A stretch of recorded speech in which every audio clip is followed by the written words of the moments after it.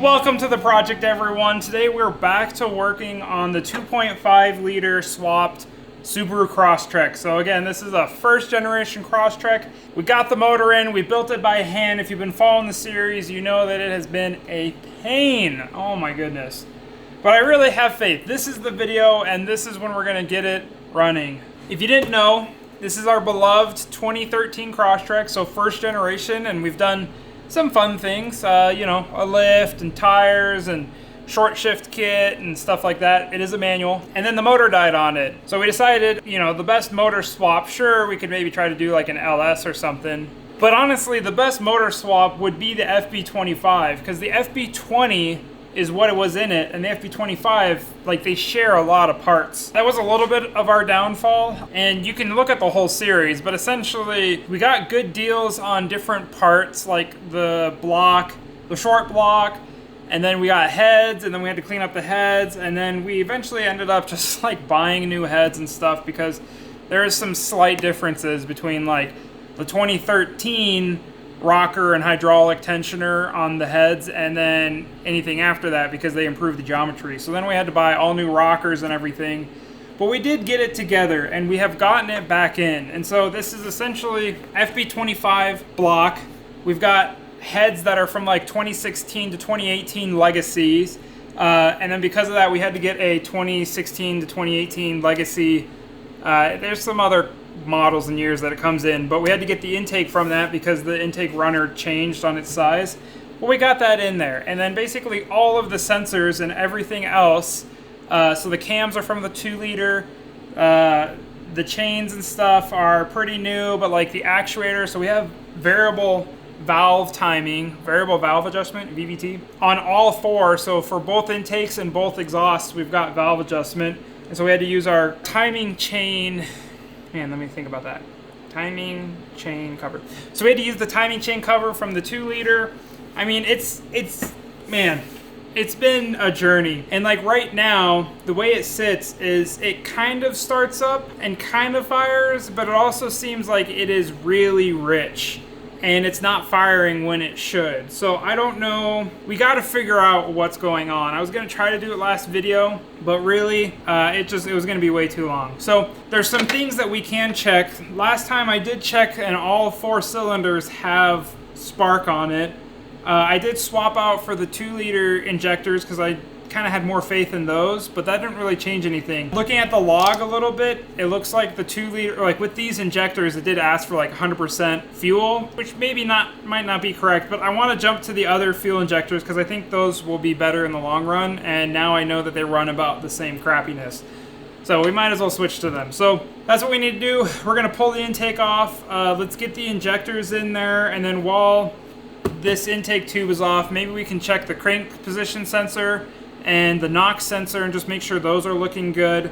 I did talk to my tuner because I'm not tuning this myself. I'm not quite there yet. I did talk to my tuner and he wants to grab some logs, and you know, maybe this is just a tuning thing. One thing I did think about, I think this is the mass airflow sensor, and then this is the manifold air pressure sensor. This sensor is actually from the 2.5 liter from the legacy. So maybe this guy is sending different values than what the computer is expecting, and so maybe this guy is kind of causing us some issues, but we could swap that out. Yeah, maybe let's swap that out and see if that changes anything. So we'll put the other injectors in, we'll put that sensor in there, and we'll check some of the sensors, and see if we can get a log to our tuner and hopefully not blow it up, because when I did, like a night or 2 ago, I did get it started and it actually idled for a little bit, but the knock sensor was kind of going crazy, and so it makes me pretty concerned. My biggest fear with all of this, honestly, here, I'll show you. So here, this is the timing plate or whatever. I don't even know what it's called, but this goes like on the back of the crank, and then the crankshaft position sensor uses these to see the timing. And I'm pretty sure I grabbed the right one, but maybe these are different, and so maybe this is actually the one we need on there, which that would suck because we'd have to like either drop the transmission or pull the motor, which at this point maybe dropping the transmission would be easier. So if nothing else can kind of work, if tuning doesn't work, if, you know, we can't figure it out, it's either we're putting an oscilloscope on the camshaft position sensors or we're pulling the motor to swap this out. Let's hope it doesn't get to this point.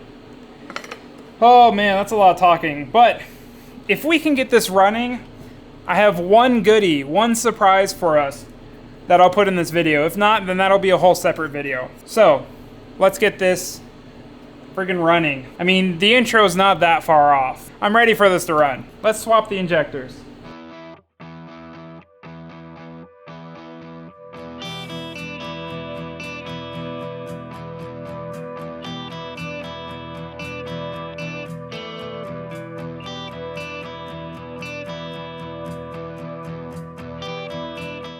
We got the other injectors on and the camera keeps overheating and dying. But while I'm over here, I did look in the manual, and for the knock sensor, they actually have it in like a specific angle. I don't think that'll matter at all, but I am gonna still try to loosen that and move it to the new angle and tighten that. But that's kind of back here and really hard to see. Let's get these injectors off. These are the arguably harder ones.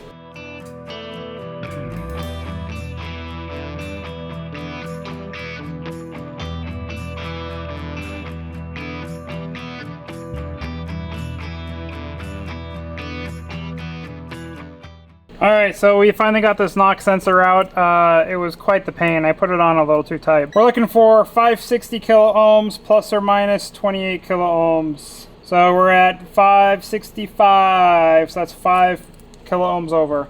And here's the other one. I already tested that. That's good. And then as far as this crankshaft position sensor, this is off the other motor. It's like 2 kilo ohms. Let's see what they say. 2.04 plus or minus 0.2. So if we come in here, 20456, yeah, well within specs. So these sensors should all be good. Let's go put this guy back on.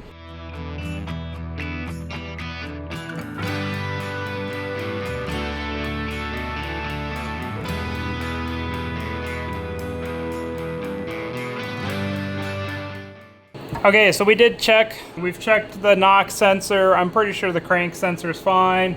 Swapped over the manifold air pressure sensor. This is still the same. We're on the 2.5 liter injectors. I think we're basically ready to try another startup. I gotta get some things set up in the computer so I can get a decent log. We'll see you guys there. You start the log, open the garage, and see if this will start up. Maybe that sensor kind of makes all the difference. Who knows? We'll try it.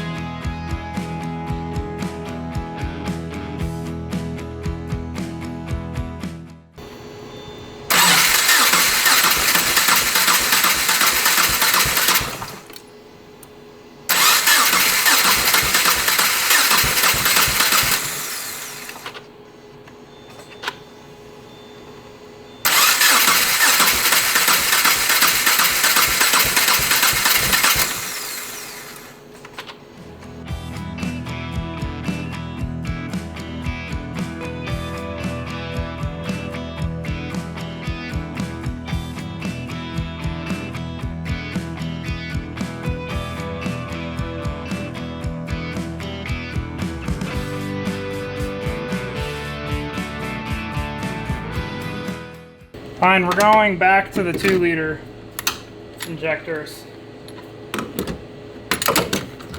Ay, ay, ay.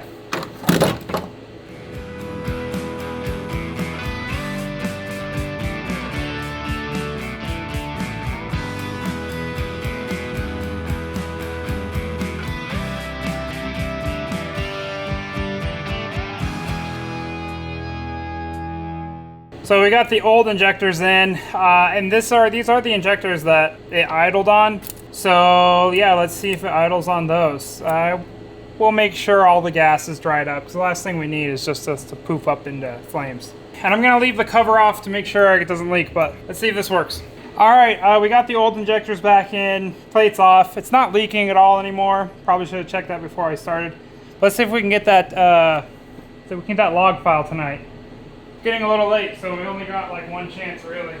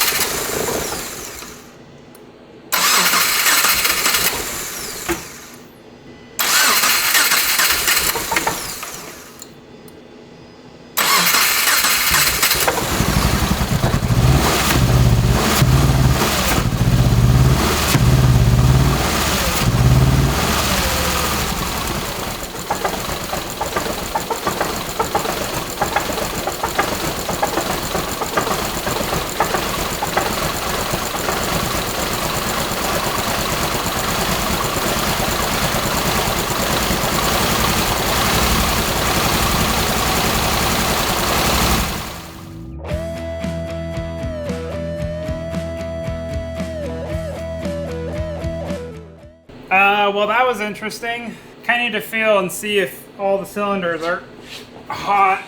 Yeah, so I'm gonna feel the cylinder heads. I mean, these ones feel like they're warm. This front one feels, yeah, they all kind of feel warm, but you saw it, like it was running pretty rough. But it honestly might be fuel injectors. Anyways, we got the log. I'm gonna send that out. I think that'll do it for tonight. So we'll see you in the morning. All right, we've got, we just flashed it with a new tune. We'll see how it runs with that.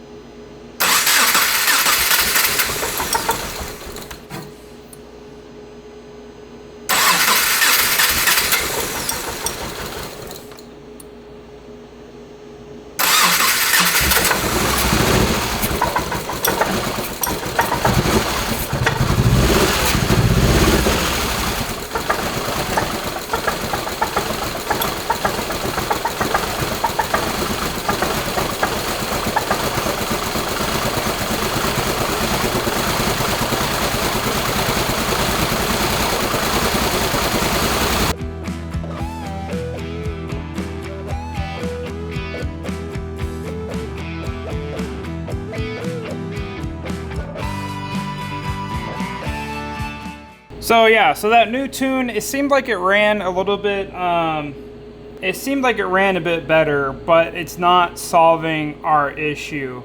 The knock sensor's kind of going crazy. It sounds like there's like a lot more air traveling through the exhaust than there should be. And it kind of sounds like the motor's fighting itself, if that makes sense. And so I really do feel like some pistons are not firing when they should. Meaning that we're getting fuel in there, but maybe it's firing when one of the valves are open or something. So we are getting a lot more, like we're getting the woof out of the exhaust. And I'm trying to figure out what that might be. I'm thinking right now either they're not sealing up correctly, or that timing plate on the back of the crank, which would suck, but you know, we can get there. So here's the order of operations that we're gonna do. I just checked on the timing wheel on the back of the motor. I think that's fine from my pictures of when I assembled it.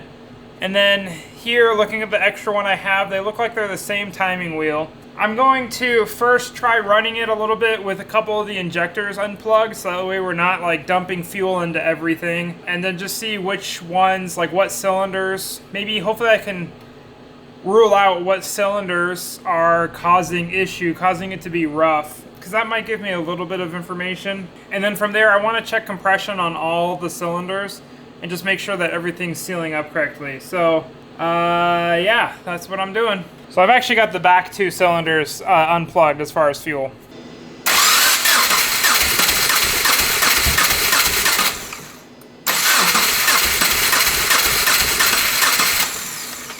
So let's try the front two now. Well, actually here, I'm gonna try cylinders 2 and 3 and see if it's 1 and 4 are the ones running good.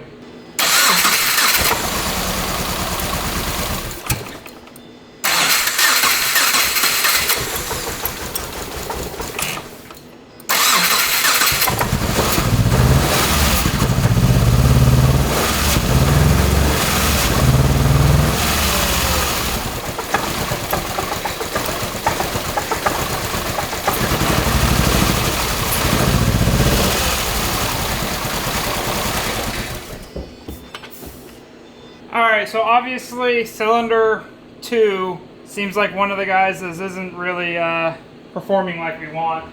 So I'm going to change this. So we're going to plug in 3 and unplug 2, or 1, cylinder 1 right here.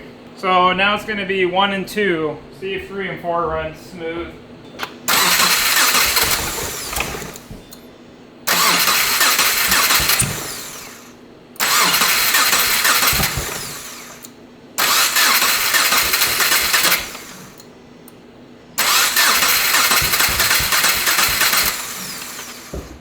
Yeah, so it seems like it's cylinders 2 and 3 are the guys being a little bit of a bum. 1 and 4 seem to be running decent. We're gonna try that real quick.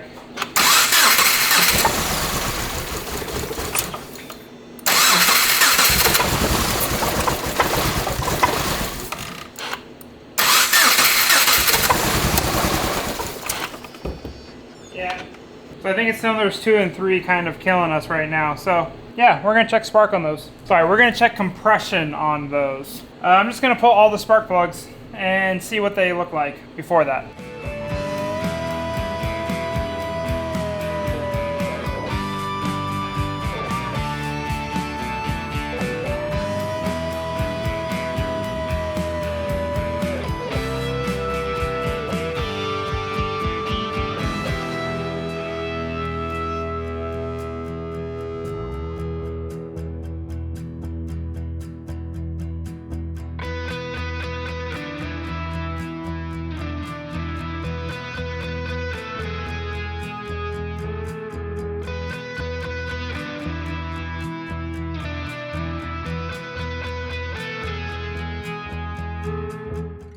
This is cylinder 3. We're at 175. I would say that's pretty good.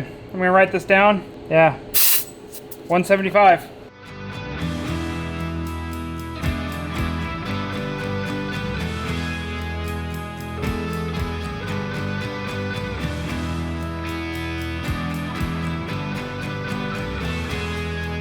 It's always projects like these that for some reason just take a long freaking time.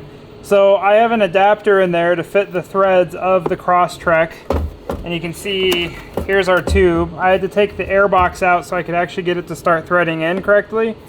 But the problem is when I backed it off, the adapter is stuck into the block, and so this guy, the tube itself, hasn't came out yet. So just put some blue thread locker on that. We're gonna let that cure a little bit and then see if I can just use the blue thread locker to pop it loose. At least we do have a bit more access on this side. I really don't understand how this is, or how well we're gonna do on the other side. But, I mean, it's also looking pretty good. Both cylinder 1 and cylinder 3 have 175 PSI of compression. So I'm gonna look up in the manual and see if that's within spec, but we should be. All right, it's been drying for maybe 10 minutes. Let's see if I can get this to come out. Yay, it came out. So before it was just this, now we've got the adapter. Okay, we can do the other sides now, which are gonna be a pain, but let's go for it. The motor's like a lot closer on this side. So yeah, this is gonna be quite the adventure. It was already quite the adventure trying to get the spark plugs out. I might just save the hardest for last, but let's see if we can get this guy in here.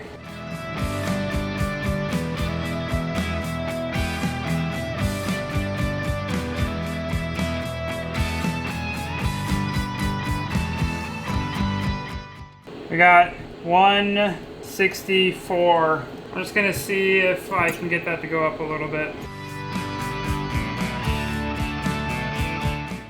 Yeah, it's like 166.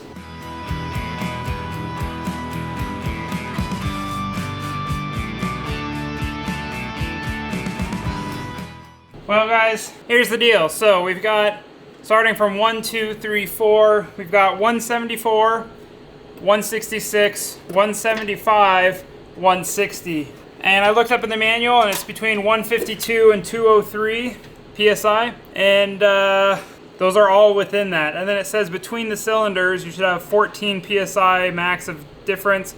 We're at 15 right now, but again, that's at with the motor warm is what they say you should do. And we haven't warmed up the motor and we haven't even hardly ran this motor.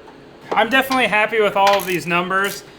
It's given me confidence that like the valves are all sealing and the rings are definitely still fine. Something's just still causing us to be all wonky. Looking at the spark plugs, they all have about the same amount of fuel or like black soot, which I think is like unburnt fuel on there. So I'm not really sure where to go from here. Maybe I could try swapping out the crank position sensor in case this one's bad. Like it would only be getting some of them, but that doesn't really make a lot of sense to me.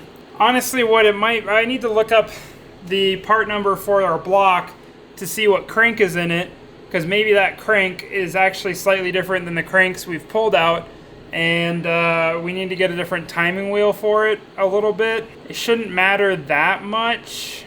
Yeah.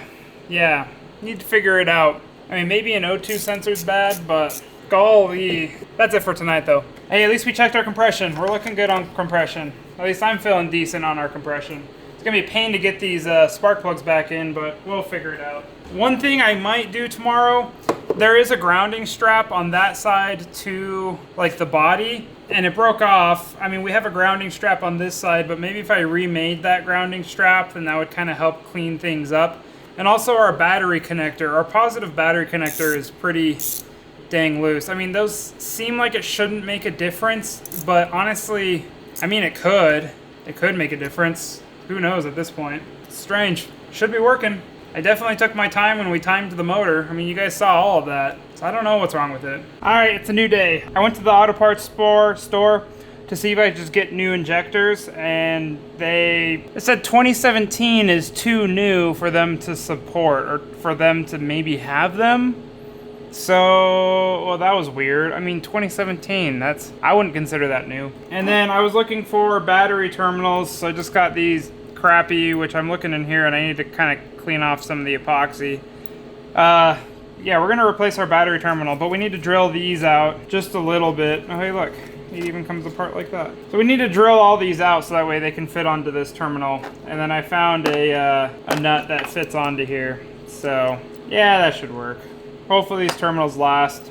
Who knows? Kind of in a bum mood today, not gonna lie. Let's get to it though.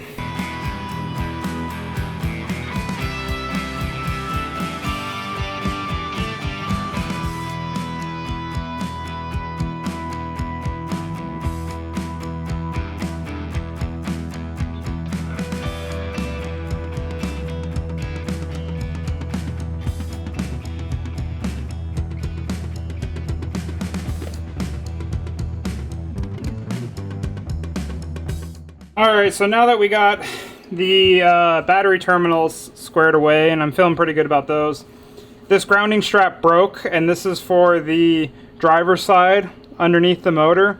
And, you know, sometimes usually these don't make a difference, but I just want to make sure that everything is squared away. We're going to try to get these kind of cleaned off, and then try to re-crimp that, or maybe put on a new connector. Just get it so it's connected back. So we're going to let this soak for a little bit, and then put on a new connector.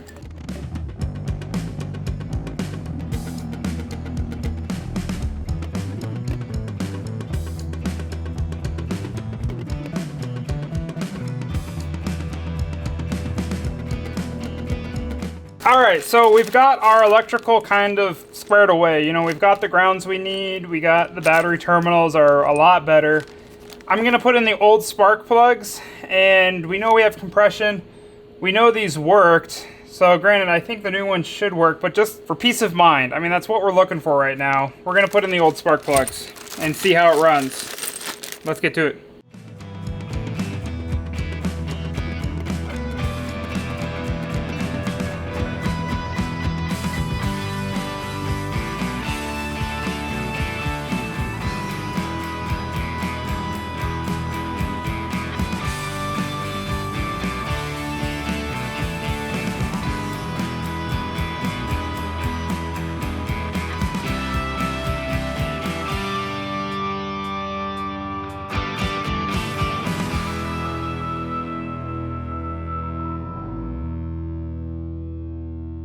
Alright, so we have compression. We pretty much have made sure we have spark. We're using spark plugs that we know have worked. And we're using injectors that run better. I wish I could get new injectors, but again, I don't know. Maybe I'll have to order those from Subaru. We'll see if this runs better. I really hope these connectors make kind of a good difference. I gotta deal with the dogs, and then let's go. Alright, we'll see how this goes.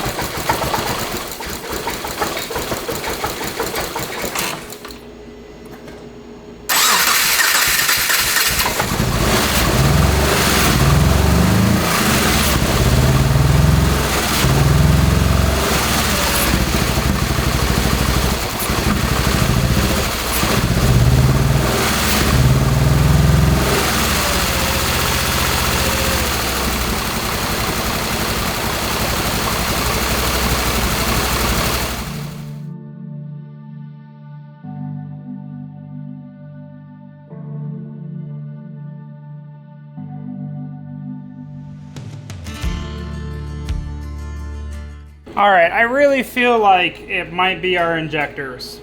So there, I let it warm up so much that we started to ignite the unburnt fuel in the exhaust, which could make sense. Like if we have injectors stuck open or anything, you know, like if the injectors aren't working, then maybe it's not getting spark where it should. I don't know, I'm gonna look at a few things and see, maybe we'll get some parts. Kind of tinging though, tinging from how warm it was. So, I don't know if you guys can see this, but yeah, so that little bit of idling got my header just absolutely cooked. I don't know what that tells me. Do not know what that tells me at all, but it is so freaking hot. I have never seen a header get that hot so quick. So that's interesting. You know, and maybe, man, not to theorize, but maybe it's not injectors. I don't know. I just want to get confidence in my injectors. I have confidence in almost everything except for the timing wheel with the crank, maybe the crank position sensor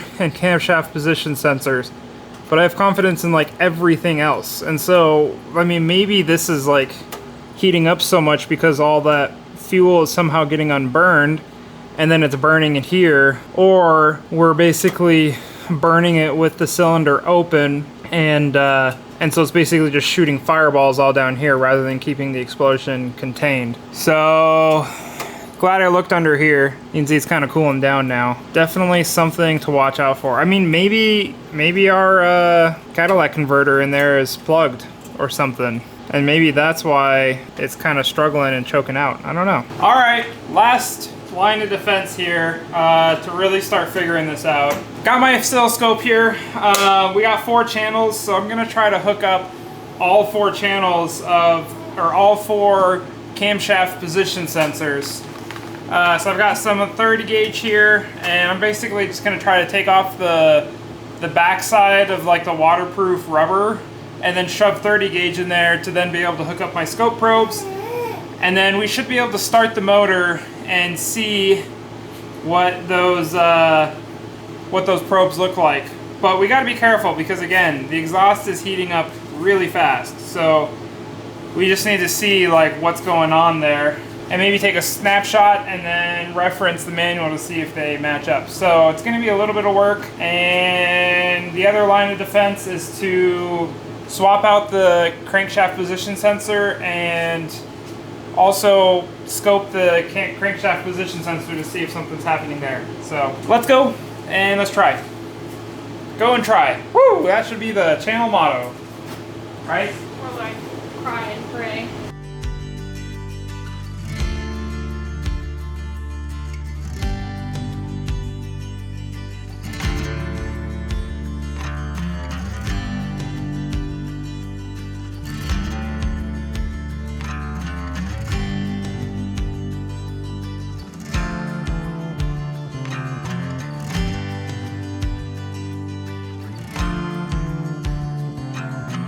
So here's the setup. We got both intake and exhaust, and hopefully I have them connected correctly. We've got them zip tied, and we got our oscilloscope here. We do have a new tune, so we're just gonna see what this looks like there. And try to get it to idle, and then see what it looks like. One thing I will note, here, these are both high, which is interesting. Hopefully that's not just a 5-volt signal, but we'll see. All right, we're gonna try next startup.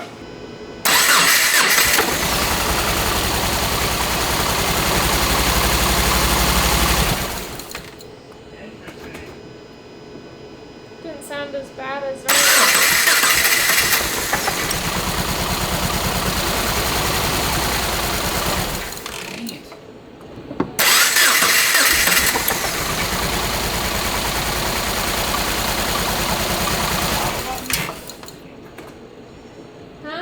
There should be a stop button there. If you see signals, can you hit a stop on it?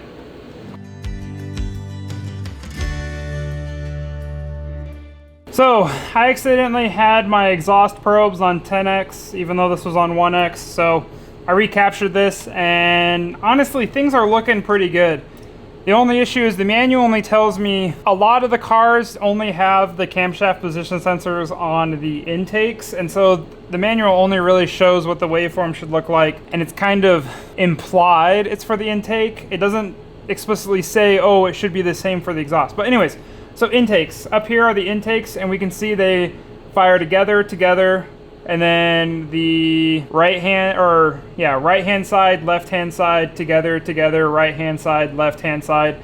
And so this waveform looks great, 0 to 5 volts, and everything's looking just perfect. I'm pretty sure even timing wise, these are going to change for the idle of the motor, like how close they are together. But yeah, those are looking great. And then as far as the exhaust camshafts, I mean, they're looking pretty good, honestly. Yeah, I almost wonder, let's see. So yeah, we go this side, right? Yeah, so we go left side, right side, left side, right side, left side, right side, left side, right side. But I will say they look like they're a little off. Like, they're not right in the center from each other, which maybe, yeah. I'm not sure where these marks should be in relation to each other, if they should equally be apart from each other, but we are getting a signal here, and it looks like a relatively stable pattern. I guess one thing we could do is actually throw up our cursors on here. So yeah, so if we like right here, go right at the beginning, and then we go here and go at the beginning of this guy. So that's 21.6 milliseconds. And then if we go to the peak of the other guy, 22. So maybe it is about the same. Okay, 21.8, 21.6. So yeah, never mind. That's just my eyes tricking me. They are like pretty much perfectly, yeah, almost perfectly 50-50. I think if I did do the timing wrong, then those wouldn't be as much, because see, look, that matches up there, matches up there, matches up there, matches up there. Yeah, okay. So this makes me believe that both the camshaft intakes and the camshaft exhaust position sensors are working. So last thing, I guess, is the crankshaft position sensor, which is going to be a pain. I honestly might need to take the entire intake off to get to it. Cool. I mean, that's good stuff. Maybe it is the crankshaft position sensor is really what's killing us. Which again, I have another one that I know is good, and they're freaking expensive. I looked them up. Holy crap. Pretty hard to show you back there, but here is the original crank position sensor from the FB20. We're putting this in because this one is measuring like 203, and I know this one's within spec. The other one's 206. That might be out of spec, but so we're putting this guy in, and then we're gonna wire it up. But it's all back here, and it's really hard to show you. So we'll cut to being ready to actually test it. Couldn't help myself. I do want to show you guys back here. It's pretty crammed, but way back in there, if we come up here, you can see right in the center of the screen, if it'll focus down there, that is the crankshaft position sensor. And then right here, in the center of the screen, that's the plugs that I pulled out because I have the other side here. So what we're gonna do, yeah, so these plugs, we're gonna wrap our wire around, and then we're gonna put them on those plugs, put it back into the housing and plug it in, and then hopefully like out here, we can actually connect it up to our oscilloscope and then put the rest of this back together. So I at least wanted to show you, it's just really tight, especially with some of the exhaust gas recirculation stuff down in there. You just can't move anything around. Can't really set up the camera that much to show you a good shot. Like I said before, we'll come to when we're ready to try it out. So we got the setup here. Again, we just got the wires coming out, which they should be connected. And one thing I did notice, looking carefully at the manual, on the other one it had the probes all connected to ground on the ground probe.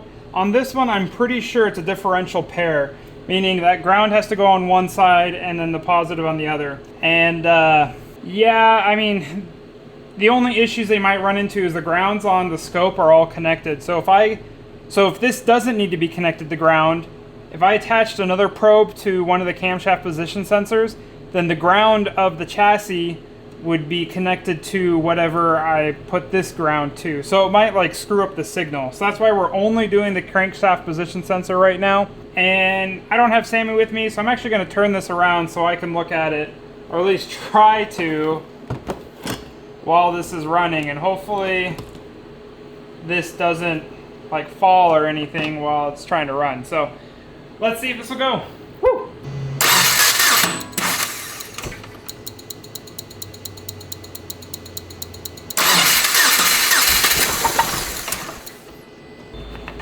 looking good. It's looking like what I need to see, but I might need to actually have it over here on my window so I can capture it as I start this.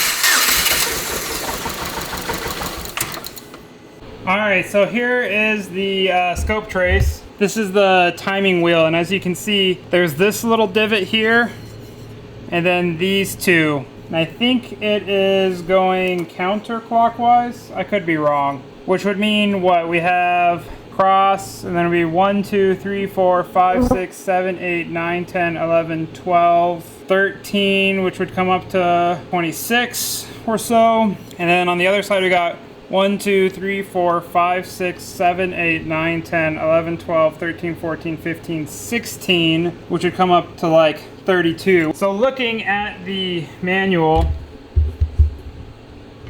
and what they say to look at for these, I think I did count it. And from, you can see here, we've got 1, 2, you know, and that's this 1 and then 2. And then in between them, it was like 31 crosses and 25 or so, which matches up with the wheel, you know, because we kind of calculated like 32 bumps, that it's gonna like 32 pieces of metal that are passing closely by the sensor, and what was the other one? 13, which is one less than what I'm counting here. So anyways, all I'm trying to say is, yeah, we've got 1 cross and then 2 cross, and that matches the manual. I counted in the manual, and we've got the same number of bumps. And as far as the voltage, the first one I took, it seemed like a little bit low on voltage, but on this guy, it seems like it's a little bit high. I mean, in the manual, they have like 20 volts peak to peak, and this is probably sitting more like 28 volts peak to peak. But the other one that I took, which I think was at a lower RPM, it was kind of more like 15, 16 volts peak to peak. So what this is telling me is that like the strength of this signal is proportional to like the RPM. And they did say have it at idle, but they don't say what idle is. I mean, maybe it does somewhere, but I'd have to dig that up. So I just think this is probably a little bit above idle, and the other one was probably a bit below idle of sorts.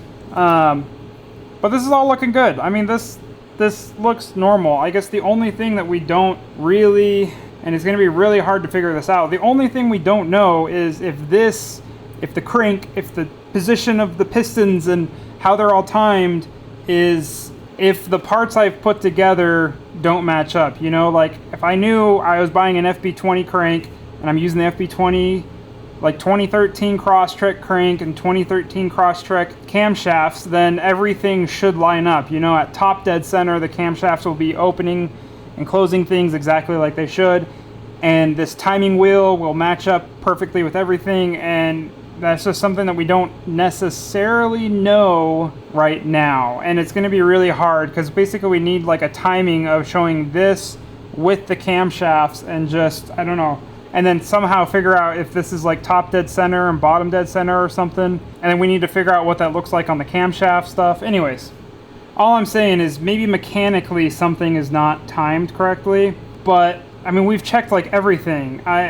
Except for getting like new injectors, which is going to be an arm and a leg, everything seems to be within check. So it honestly might be down to just trial and error with a bunch of tuning to get it to idle and to get it to run. Because I think the tune I just had on when it got really hot, I think this tune that I have on now is not getting the exhaust nearly as hot, and it's running smoother, but it doesn't run as long. So man, what did you even say? I'm probably just going to go back and forth with the tuner, and hopefully we get something kind of figured out, because I don't even know what other sensors I could try. I mean, really it's down to fuel injectors. Like, I guess we could set up a test setup for the fuel injectors. I think I have all the parts for it to make some ghetto setup, because maybe we could clean the other fuel injectors and then we use those, and then we know the fuel injectors are good. So anyways, I'm just saying, we've crossed off a lot of boxes here. You know, we've crossed off compression, we've crossed off spark, we've crossed off camshaft position sensors, crankshaft position sensors. We've basically crossed off injectors. I mean, switching between them, they didn't change at all. I think we're getting valid data from our O2 sensors, and then our manifold pressure sensor is from the FP20, and that seems to be working. And our manifold airflow, our mass airflow sensor is also, like, it's the same one. And I don't think we're maxing those out either. And so I think, other than a little bit of doubt in the injectors, we're confident in everything working like it should. Which is a bummer because it's not working like it should. But that might just be tuning. I don't know. I guess we'll cut to when I have more answers. Hey, it's been a bit. I might have shaved. I don't know how I feel about it. Maybe we'll grow it back. Anyways, so on the Crosstrek, let's see, what have I done since you guys have been gone? I verified that the crankshaft position sensor worked, which I did by using the endoscope, which you've seen in my other videos. And then I also verified that, like, the timing mark on the front of the crank, like the dampener, that timing mark did match up to top dead center for piston 1, and the sensing wheel on the back does match up for the crank position sensor. And then, yeah, you've seen all the stuff on the oscilloscope. Oh, I did have to replace my upstream O2 sensor. I think I dumped a ton of fuel into it, and so the cat in this might be kind of done for, but at least we're going to tune for it.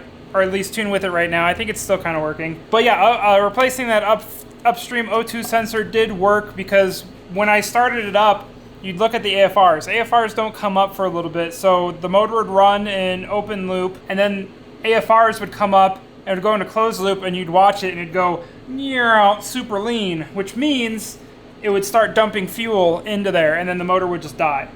So once I replaced that O2 sensor, then the AFRs actually did start reading more regular on the same exact tune, but we're still struggling to get it to run.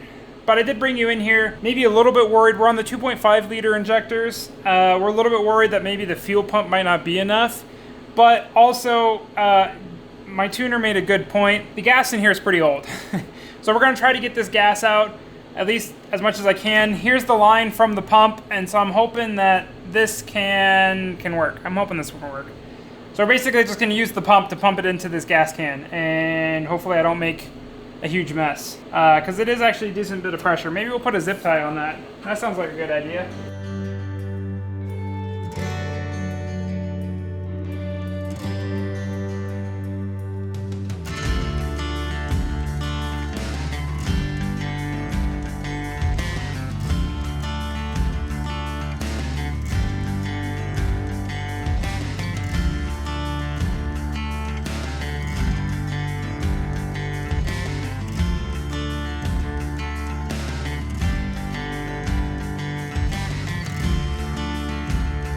So this is what I've ended up doing.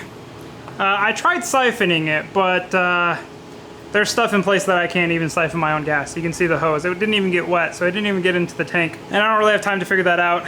So what I've done is, if you didn't know, this position right here, if you put a fuse in like that, then it goes into, I don't know, they call it diagnostics mode or something. And I think they click on like the fans for a second, and the fuel pump, and they just kind of cycle back and forth. There might be a couple other things, but the main thing is that the fuel pump turns on, off, so I don't have to sit there and turn the key. I can just, you know, leave it in that, and then I've got my gas can down there. So with diagnostics mode on, we should be able to at least kind of get the fuel out decently quick. So if we turn this on, I don't know if any of that looks different, but you come up here, and I actually turned off my fans. Or I unplugged my fans, so my fans aren't going on, but this fuel pump are gonna turn on. Oh yeah, and I think, yeah, so my clutch right there, there's my AC clutch.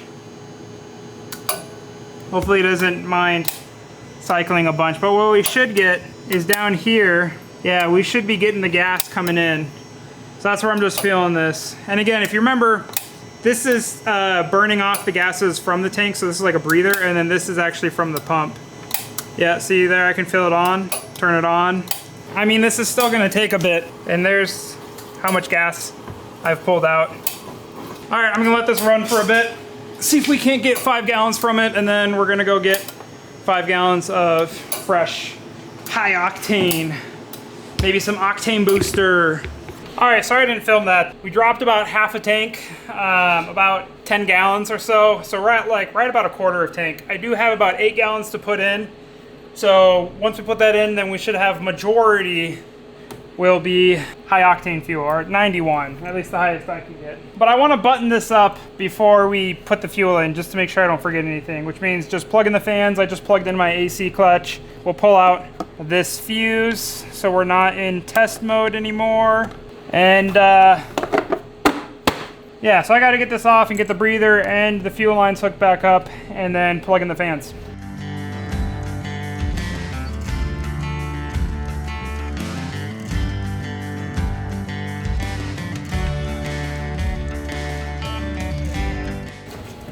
So I did try to get as much fuel as I could.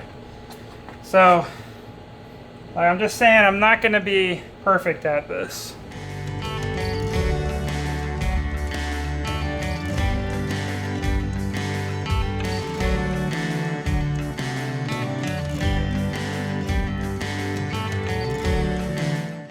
If you guys didn't know, this breather tab, what you do is you start dumping fuel and wait for it to like want to suck in air. So you wait for a little bit to dump fuel and then you open that up so it only sucks air. So we go, we're up, dump it in, wait a little bit, and then open this up. So now it's just sucking in air and not dripping out fuel if I don't push on it too hard.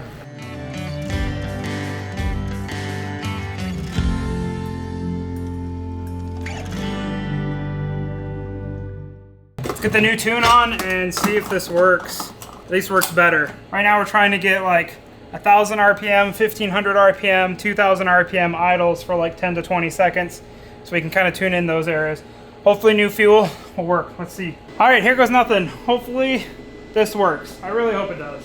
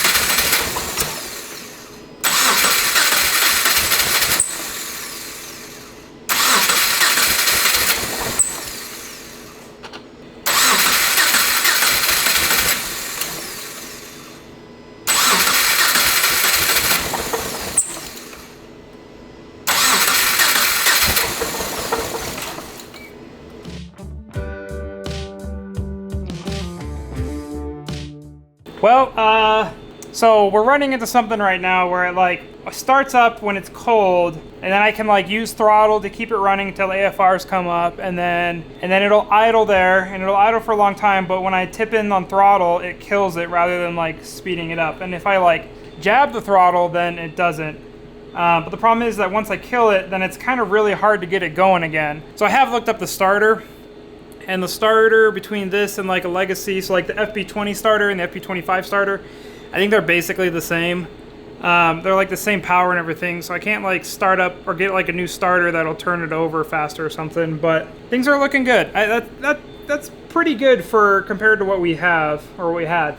So I really like that. Like, I think it has been too much fuel, and it's really liking less fuel like that. Forgot to take a log, so I'm gonna let this cool just a little bit and then try again and get the log and then get out of here for tonight. So yeah, but for you guys, that'll basically be it for tonight. We'll see if we can't get some good progress on the tune.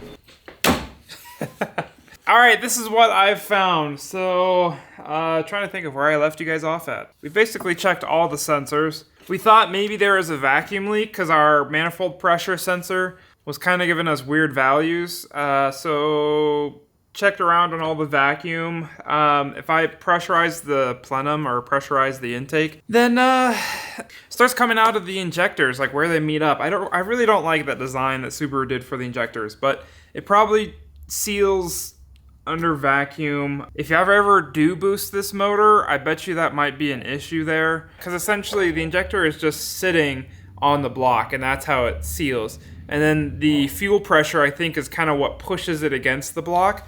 So if you ever boost this and put more pressure in your intake than in your, what I'm trying to say, if the pressure difference from atmosphere to your intake is more than atmosphere to your fuel pressure, then it's probably going to start leaking. Or if it gets close, then it'll start leaking. So that's just something to note. Man, it's early and I feel like I have like morning voice. But this is what I found. So we were running and I decided while I was getting a log, I came up here and I was feeling and I could hear some kind of backfires and stuff like into the intake on this side.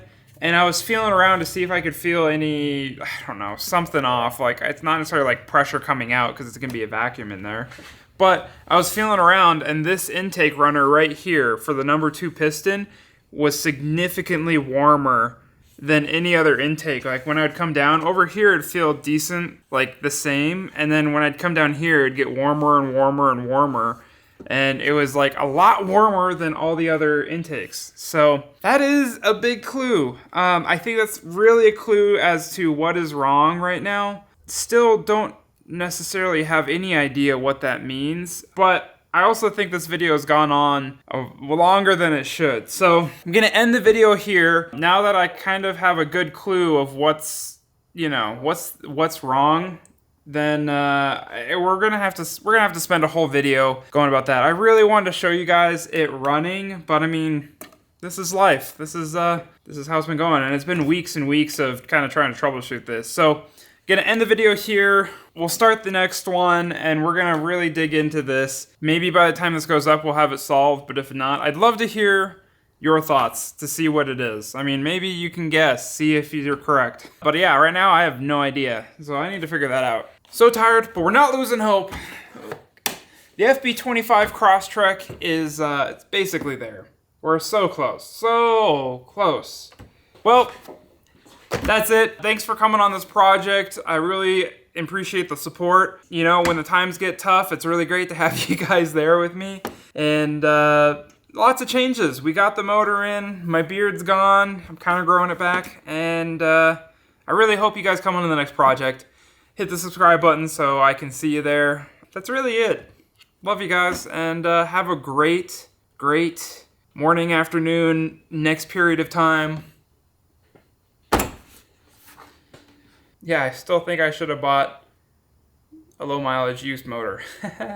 Bye. Bye, I'm actually leaving now. I should probably put this back in. You guys need to go. Have a great life until I see you next video. Bye.